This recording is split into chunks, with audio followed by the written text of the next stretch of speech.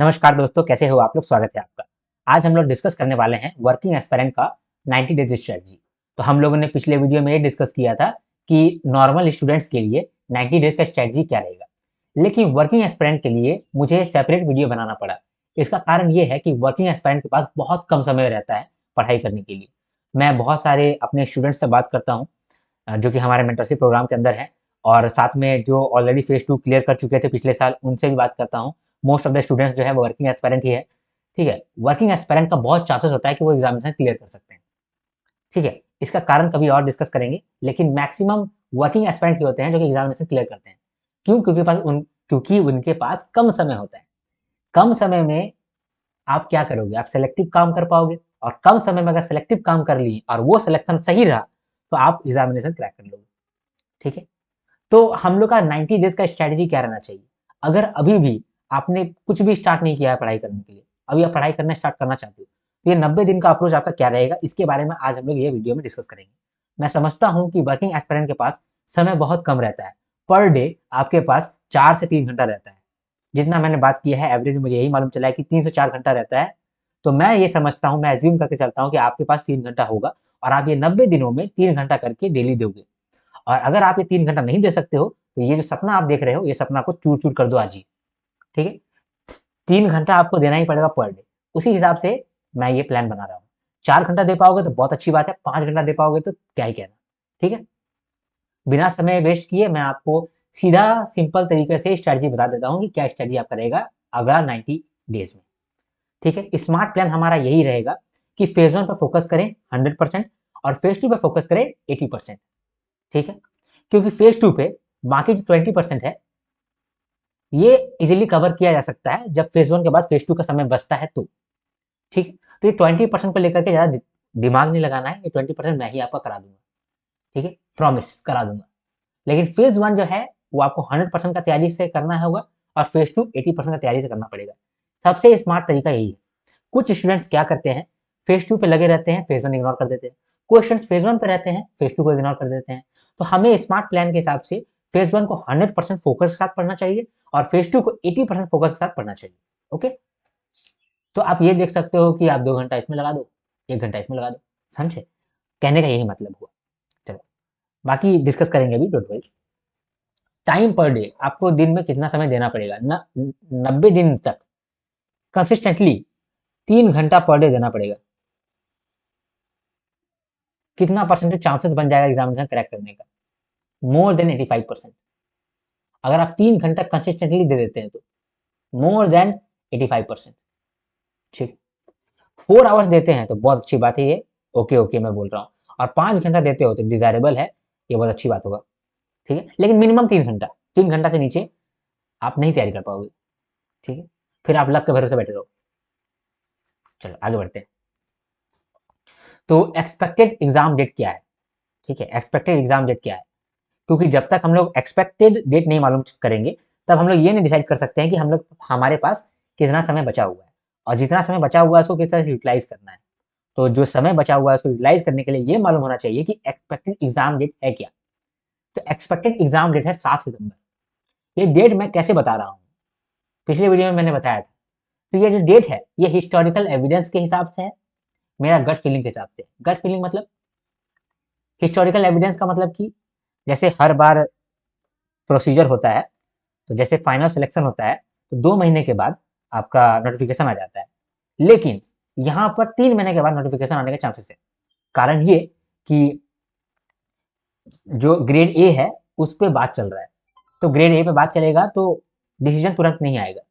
Most probably decision तुरंत नहीं आएगा, और ना ही वैसा माहौल बना है कि मतलब ये नोटिफिकेशन जल्दी आ रहा हो। तो मोस्ट प्रोबेबली सितंबर का फर्स्ट वीक में ही आपका एग्जामिनेशन हो जाएगा। ये एग्जामिनेशन का एक्सपेक्टेड डेट है, नोटिफिकेशन का नहीं। ठीक है, नोटिफिकेशन का क्या कौन सा डेट है? 7 जुलाई। तो 7 जुलाई यानी कि 1 महीने के बाद आपका ये नोटिफिकेशन आने के चांसेस है। ये भी किस पे बेस्ड में बोल रहा हूँ? Historical evidence plus my gut feeling. ठीक है, तो ये डेट को आप रेफर कर सकते हैं फॉर स्टार्टिंग और प्रिपरेशन।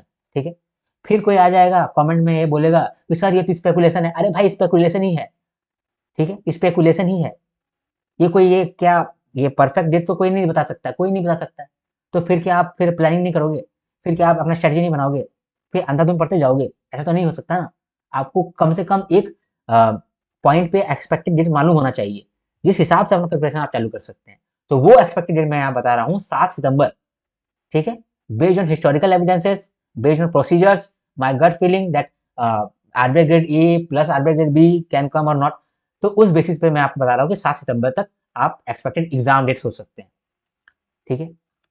तो आपको अपना जो प्लान है, जो मैं अभी आप प्लान बता रहा हूँ, तो एनी हाउ आपको 7 जून से रेडी कर देना है, स्टार्ट कर देना है। अगर आप 3 घंटा पर आवर दे सकते हो, 3 घंटा पर आवर नहीं, 3 आवर्स पर डे, अगर आप दिन में 3 घंटा दे सकते हो, तब जा करके आप कम से कम 7 जून से स्टार्ट कर देना चाहिए, नहीं तो फिर सिचुएशन गड़बड़ होगा, ठीक है। पहला 15 दिन आपको क्या करना है, देखो मैंने यहाँ पर 15 दिन का सेक्शन बांटा है, ठीक है। पहला 15 दिन, अगला 15 दिन, उसका अगला 15 दिन, उसके अगले 15 दिन, उसका अगला 15 दिन, ठीक है, और 15 दिन, ठीक है। 15 दिन मैंने इसीलिए रखा है क्योंकि अगर मैं आपको 30 दिन का एक रूटीन बता दूं तो आप भूल जाओगे कि क्या क्या करना है, कैसे करना है, क्योंकि आपके पास बहुत सारा काम भी बीच बीच में पड़ते रहता होगा, ठीक है। और कभी कभी फैमिली रिस्पॉन्सिबिलिटीज आ जाती होंगी, मैं समझ सकता हूँ, इसीलिए मैं बोल रहा हूँ कि 3 घंटा मिनिमम आपको निकालना ही पड़ेगा। तो 7 जून से लेकर के 22 जून तक पहला 15 दिन में आप करेंगे क्या, मैनेजमेंट आप करेंगे।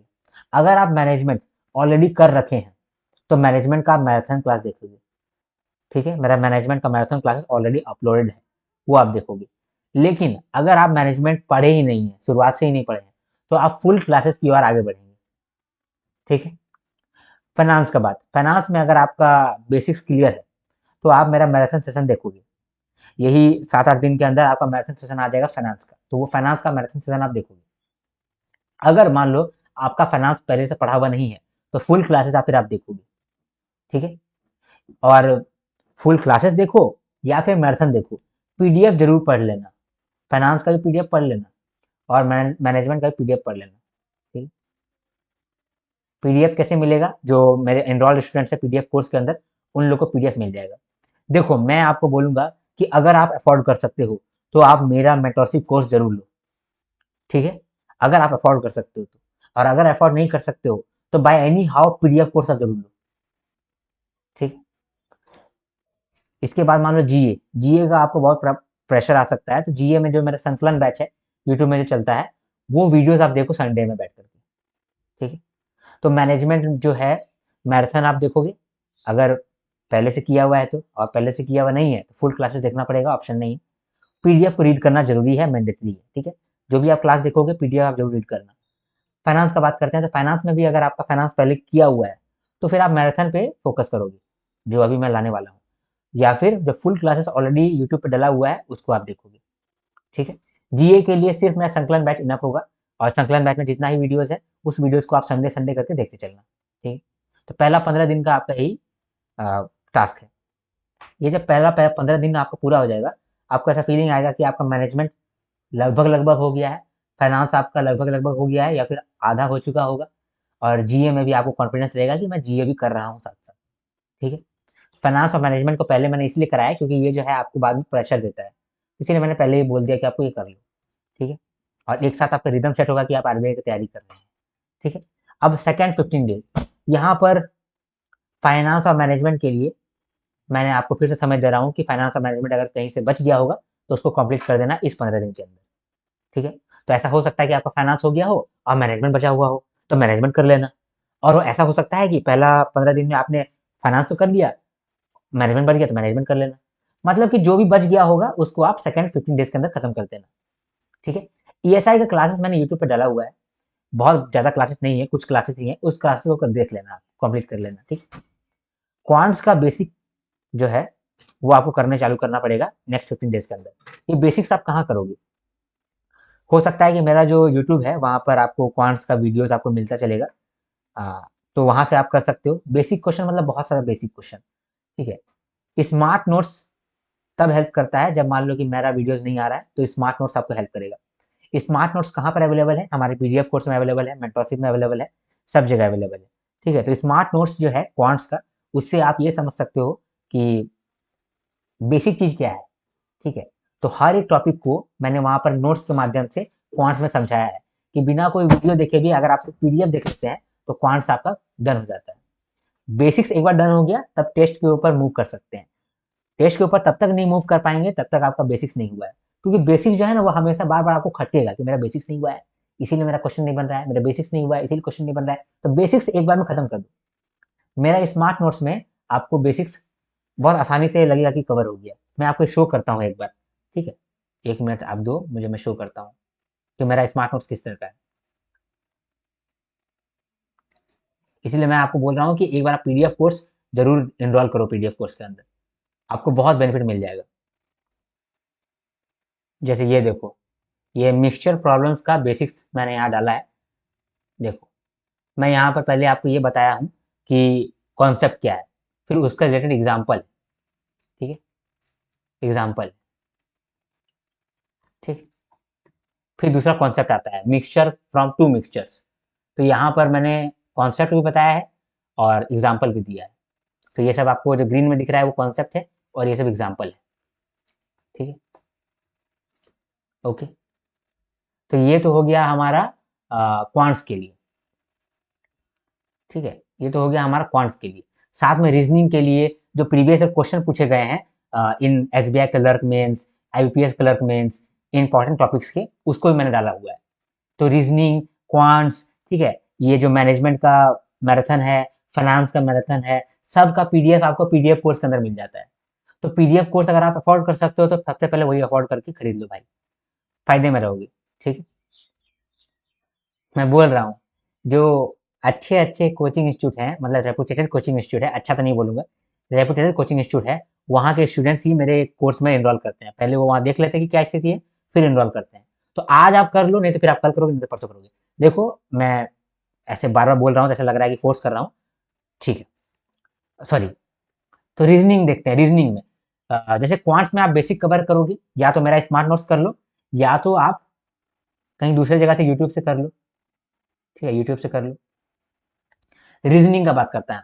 रीजनिंग में क्या है, जो इंपॉर्टेंट टॉपिक्स है उस पर काम करो, ठीक है। और अगर इंपॉर्टेंट टॉपिक्स में कोई आपका स्ट्रेंथ है तो उस पर बहुत फोकस करना, उस पर क्वेश्चन सॉल्व करना, ठीक है। रीजनिंग का इंपॉर्टेंट टॉपिक्स कहाँ मिलेगा, मेरा प्लेलिस्ट है एक स्ट्रेटजी, आरबीआई गेट भी 2025 स्ट्रेटजी, उस स्ट्रेटजी वाला प्लेलिस्ट में जाना और इंपॉर्टेंट टॉपिक्स ऑफ रीजनिंग देख लेना, ठीक है। वहां पर मैंने इंपॉर्टेंट टॉपिक्स ऑफ रीजनिंग दिया है, उस पर आप फोकस करना, और वो जो इंपॉर्टेंट टॉपिक्स है उसमें जो भी आपका स्ट्रेंथ है उस पर आप काम करना, या 15 दिन के अंदर। और जीए के लिए कुछ नहीं है, हर संडे को सिर्फ संकलन बैच देख लेना, बस हो गया, ठीक है। ये सेकंड डेज भी हो गया। थर्ड 15 डेज का बात करते हैं। हाँ, अब क्या करना है, क्वांट्स का सेक्शनल प्रीलिम्स टेस्ट देना है, जो आरआरबी प्री होता है, आईबीपीएस प्री होता है, आईपीएस पीओ प्री, ठीक है। उसके बाद फिर एसबीआई पीओ प्री। तो वो जो प्री टेस्ट होता है वो सेक्शनल प्री टेस्ट लगाओ आप क्वांट्स का। और क्वेश्चन सॉल्व नहीं होता है, मतलब टेस्ट के समय अगर क्वेश्चन सॉल्व नहीं होता है तो वो फिर क्वेश्चन को फिर आप सॉल्व करो टेस्ट के बाद, ठीक है। और अगर आपको आंसर देखना पड़े तो आंसर देख लो, कोई दिक्कत नहीं है, ठीक है, इसमें कोई शर्म का बात नहीं है। रीजनिंग में इंपॉर्टेंट टॉपिक्स पे ध्यान देना, ठीक है। पिछला 15 डेज में आपने रीजनिंग में जो स्ट्रेंथ था उस पर आपने फोकस किया, इंपॉर्टेंट टॉपिक्स पे जो स्ट्रेंथ था उसमें फोकस किया, ठीक है। अब आप बाकी टॉपिक्स पे भी फोकस करोगे अगला 15 दिन में। इंग्लिश के लिए आप एडिटोरियल देखना चालू कर दोगे निमिषा बंसल चैनल के अंदर, और इंग्लिश में जो इंपॉर्टेंट टॉपिक्स है उसमें से जो आपको लगता है कि ये डिफिकल्ट हो सकता है, जैसे कि पैराजंबल और आरसी, ये डिफिकल्ट बनता है, आप किसी भी स्थिति में हो वो डिफिकल्ट ही बनेगा आपके लिए। आरसी क्या होता है, बहुत सारा दे देता है, रीड करने में टाइम लग जाता है। तो आरसी और दूसरा पैराजंबल, ये दोनों को स्ट्रॉन्ग कर लो, क्योंकि एग्जामिनेशन में ये चीज अब इंट्रोड्यूस हुआ है, तो ये चीज बार बार पूछेगा आपसे, ठीक। और एडिटोरियल देखते रहो, एडिटोरियल देखने से क्या होता है, रीडिंग स्पीड आता है। फिर सैटरडे संडे को आप जीए स्टार्ट करोगे, ठीक है। यानी पहला 15 दिन आप जीए कर रहे थे संडे को, फिर अगला 15 दिन संडे को, लेकिन अब जो 15 दिन आ रहा है अब सैटरडे संडे दोनों दिन आप जीए कर रहे हो, ठीक है। अब फोर्थ 15 डेज का बात करते हैं। इस समय आप क्वांट्स का सेक्शनल प्री टेस्ट दे रहे हो और क्वेश्चन सॉल्व कर रहे हो, रीजनिंग का इंपॉर्टेंट टॉपिक सॉल्व कर रहे हो, और इंग्लिश का भी इंपॉर्टेंट टॉपिक पर एडिटोरियल सॉल्व कर रहे हो, और जीए का सैटरडे संडे आप पढ़ाई कर रहे हो। यानी थर्ड 15 डेज और फोर्थ 15 डेज सेम, ठीक है। अब फिफ्थ 15 डेज का बात करते हैं। टेस्ट दे रहे हो प्रीलिम्स का, आईबीपीएस पीओ, एसबीआई पीओ, और 2 टाइम्स दे रहे हो, यानी कि नेक्स्ट 15 डेज है ना, इसमें 2 बार आप दे रहे हो। आरबीआई का टेस्ट आप दोगे 2 बार, और जीए कंप्लीट करोगे बाकी का सारा, क्योंकि इस समय जीए आप संडे संडे तो कर रहे होंगे, सैटरडे संडे भी कर रहे होंगे, लेकिन फिर भी बहुत सारा जीए आपको बचा हुआ रहेगा, वो जीए को आपको करना है। ठीक है, साथ में अगर आप न्यूज़पेपर पढ़ सकते हैं तो न्यूज़पेपर का दिमाग लगाइएगा, वरना नहीं लगाइएगा। ठीक ठीक है, ये जो 15th डे है, लास्ट 15 डेज, ये 15 डेज मैंने लिखा है बफर पीरियड। ठीक है, और न्यूज़पेपर अगर मान लो कि आप बिल्कुल भी जो टाइम मैंने दिया हुआ है, टाइम टेबल जो दिया है मैंने, उसी हिसाब से आप चल रहे हो, और ये जो 15 डेज है इसमें आपका टाइम बच गया है, तो आप क्या करोगे मालूम? तो मैं आपको एक्सपेक्टेड डिस्क्रिप्टिव क्वेश्चन देता हूँ, एक्सपेक्टेड डिस्क्रिप्टिव क्वेश्चन देता हूँ, उसका आप प्रैक्टिस करोगे। ठीक है, इसका आप प्रैक्टिस करोगे। ठीक है, इसका आप नोट्स बनाओगे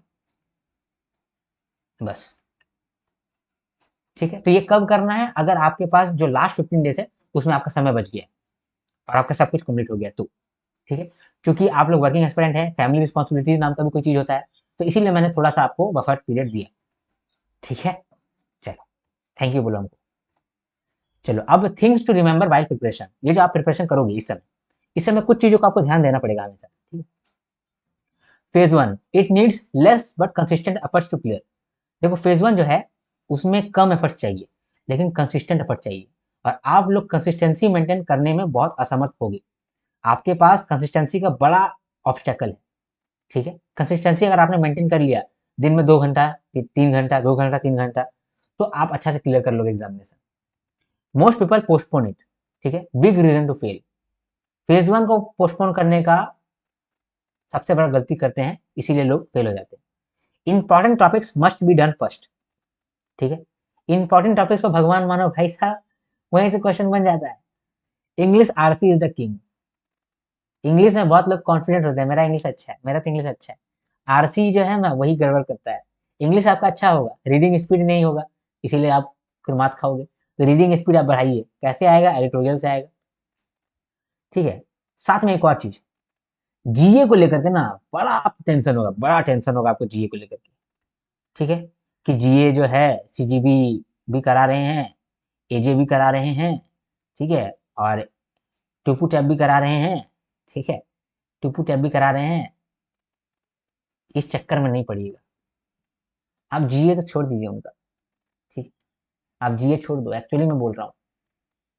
लास्ट में अगर आपको समय मिल जाएगा ना, यहाँ के बाद 15 डेज के बाद, यहाँ पर आप फुल्ली दिमाग लगाना, और जो भी ये लोग लास्ट लास्ट में पढ़ाता है, लास्ट लास्ट में पढ़ाता है, उसको पढ़ लेना।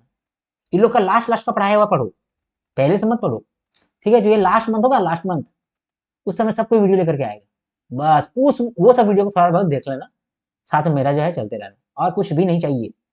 इन लोगों के चक्कर में पढ़ोगे, सारा पढ़ने जाओगे, मैं लिख के दे सकता हूँ, आप कहीं लिखवा लो, आप फेल हो जाओगे। मजाक नहीं बोल रहा हूँ, आप फेल हो जाओगे। इनका चक्कर में नहीं पढ़ना। ठीक है, ऐसा नहीं बोल रहा हूँ कि मेरा कोर्स ले लो, लेकिन मैं ऐसा बोल रहा कि ये मोस्ट कॉमन गलती है। देखो, सारा जितना भी आरबी ग्रेड बी का कोचिंग है, सबका पेड कोर्स है मेरे पास, मैं कुछ हवा में नहीं बोल रहा हूँ। ठीक है, मैं देखता हूँ, मैं सबका कंपैरिजन करके देखा हूँ, सब घटिया है। घटिया इन सेंस, देखो, इन लोग का टॉपिक बहुत ज्यादा है, आप कितना समय लगाओगे इसमें? आप समय लगाओगे, आप सब भूल जाओगे, तो वो स्मार्ट अप्रोच नहीं है। और आपके पास इतना समय भी नहीं है कि आप फिर पीवाईक्यू एनालिसिस करने बैठो और सिलेबस को लेकर बैठो, ऐसा आपके पास समय नहीं है, जितना मैंने जाना है अपने स्टूडेंट्स को देख करके। ठीक है, फेज 2 के लिए expected descriptive question game changer है, इसका पीडीएफ अवेलेबल होगा आपको। ठीक है, इन डेप्थ रिपोर्ट एनालिसिस, कुछ रिपोर्ट का एनालिसिस बहुत इंपॉर्टेंट होता है, तो वो सब फेज 2 के लिए बहुत इंपॉर्टेंट होता है, जो कि मैं करा दूंगा जीए के अंदर।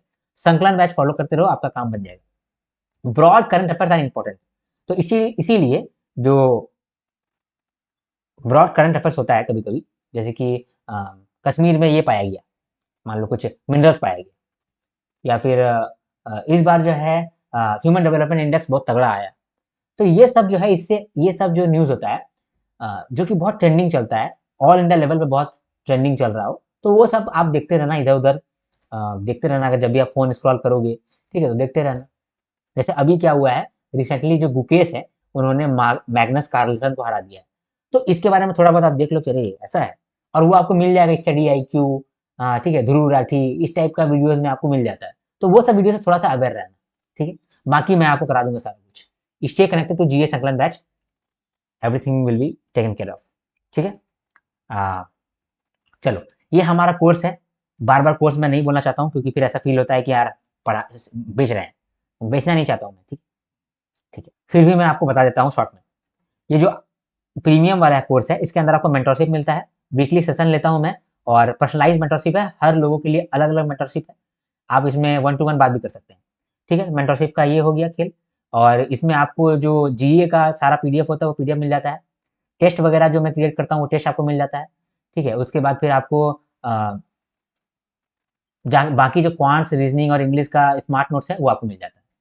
जीए का पीडीएफ कोर्स मैंने जानबूझ करके लाया हुआ है, जो कि सिर्फ जीए पढ़ते हैं मेरे से, जो सिर्फ संकलन बैच देख रहे हैं मेरे से, तो सिर्फ जीए के लिए मैंने ये कोर्स लाया है। यहाँ पर आपको जीए का पीडीएफ मिल जाएगा। जीए का पीडीएफ का मतलब कि जीए मिसलेनियस, रिपोर्ट्स, स्कीम्स, ठीक है, circulars, ESI news, finance news, ठीक है, ये सब मिल जाएगा। साथ में जीए का टेस्ट मिल जाएगा। ठीक है, तो ये 1500 में आपको अवेलेबल हो जाएगा। डिस्काउंटेड प्राइस मैं बोल रहा हूँ उसको। ठीक है, तो इसका रियल प्राइस जो है यहाँ पर दिया हुआ है, लेकिन डिस्काउंटेड प्राइस 1500 है। फिर RBI grade B PDF course जो है, इसके अंदर आपको सारा का सारा पीडीएफ मिल जाता है मेरा। ठीक है, तो यहाँ पर जीए का पीडीएफ आपको मिल जाएगा। ठीक है, क्वांट से रीजनिंग इंग्लिश का पीडीएफ मिल जाएगा। मैनेजमेंट एथिक्स, समझे, मैनेजमेंट एथिक्स, ईएसआई सबका पीडीएफ मिल जाएगा। ठीक है, ये पीडीएफ कोर्स के अंदर इसका प्राइस 2500 है, यहाँ 2400 लिखा हुआ है, 2500 है। ठीक है, इसका प्राइस 2500 है। तो अगर आप ऐप से परचेस करोगे तो आपको इतना पेमेंट करना पड़ेगा। तो मैं आपको बोलूँगा कि ऐप से परचेस ना करो, आप व्हाट्सएप करो 8340613896। यहाँ पर मेरा जो टीम है, आपको कुछ पेमेंट करने बोलेगा यूपीआई के थ्रू, और वो आपको ऐड कर लेगा। ठीक है, ठीक है, चलो ज़्यादा बात नहीं करेंगे ये सब को लेकर के। ठीक है, आप लोग पहले समझदार हो। चलो, अब मिलते हैं नेक्स्ट वीडियो में, तब तक के लिए हर हर महादेव, शंभू शंकर, जय हिंद, जय भारत। लाइक जरूर कर देना, आपका एक लाइक जो है वो मेरा मोटिवेशन दुगना करता है, और मैं आपके लिए काम करने के लिए और भी इच्छुक हो जाता हूँ। चलो मिलते हैं नेक्स्ट वीडियो में, तब तक के लिए हर हर महादेव, शंभू शंकर, जय हिंद, जय भारत।